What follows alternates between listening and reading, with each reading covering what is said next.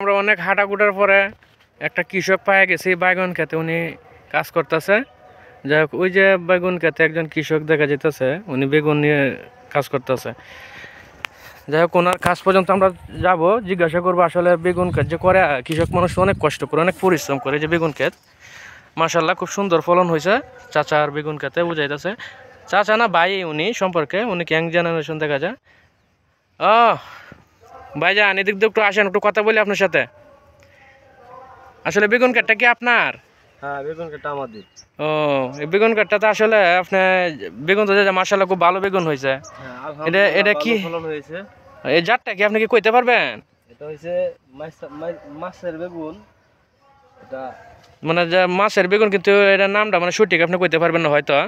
এটা এক একটা জাতের এক একটা নাম আছে। আচ্ছা, যাই হোক, এখন বেগুন ক্ষেতটা কত মাস হলো আপনার বেগুনটা এখানে রানিং অবস্থায় লাগাইছেন কি? আজকে যে পর্যন্ত ফল আসলো, এই যে বেগুন ধরছে গাছের মাঝে, অনেক সুন্দর হয়েছে, দেখান একটু আমাকে। ভালো ফলন হয়েছে। হুম। আর এই বেগুন কাটা প্রায় আজকে 2 মাস যাবত এটা কাটনি কাটার পরে হুম। আল্লাহ তাআলা ভালো ফলন দিয়েছে। হুম। এখন রোজার মাসের মধ্যে কত প্রাইজে বিক্রি করা হইতাছে বেগুনগুলা? কেজি কত বেচতেছেন এখন মার্কেটে? একটু ভালোই, মানে 30-35 টাকা করে বিক্রি করতেছি। 30-35 টাকা? তো বেগুন তো আমরা তো 80-120 টাকা 30 টাকা কেজি করে বেগুন আগে খাইছি। যাই হোক, আলহামদুলিল্লাহ বেগুনও সুন্দর হয়েছে। আপনার বেগুনের দামও সকলেই খাইতে পারবো, 30-35 টাকা কেজি বেগুন আপনি সেল করতেছেন নাকি? হ্যাঁ। আচ্ছা, যাই হোক। আচ্ছা ভাইজান, আপনি একটু পরিচয়টা জানতে পারি? আপনার বাসা কোন জায়গায়, এটা গ্রামটার নাম কি? আমাদের বাড়ি গালিমগাজী। হ্যাঁ। আর আমরা করিমগঞ্জ থানার মানুষ। হ্যাঁ। আমাদের ইউনিয়ন 1 নং কাদির জঙ্গলে। হুম। আমাদের গ্রাম গালিমগাজী। হুম। আর বর্তমানে এখানেই থাকি। ও, আপনি এখানে স্থায়ী বাসিন্দা? হ্যাঁ। আপনার নামটা? আমার নাম মোহাম্মদ রমজান আলী।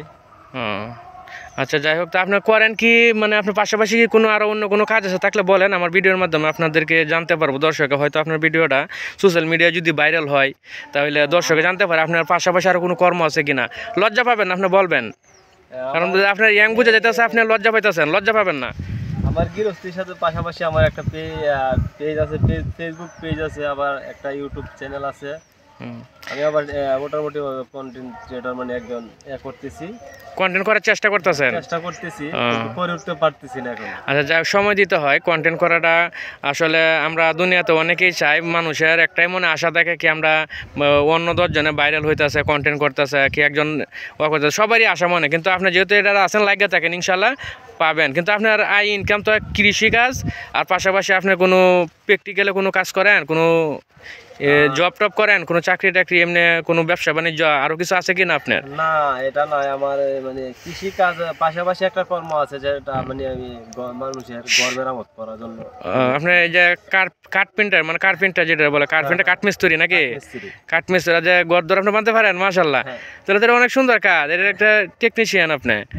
তো আপনি ঘরের কাজ জানেন সম্পূর্ণ? হ্যাঁ, ইনশাআল্লাহ ঘরের কাজ সম্পূর্ণ। যাই হোক, এই যে আমার ভাই কৃষক, এর পাশাপাশি উনি ঘরের ভালো একজন মিস্ত্রি। উনি যদি আপনাদের কারো একজন মিস্ত্রি দরকার পড়ে, আপনার এই ভিডিওতে কমেন্টস করবেন, আপনার জানাবেন ভাই ভালো একজন মিস্ত্রি। আমি আরও আশেপাশে খবর পাইছি যেন উনি কাঠমিস্ত্রি, গড়দর করে, গড়দর তৈরি করে।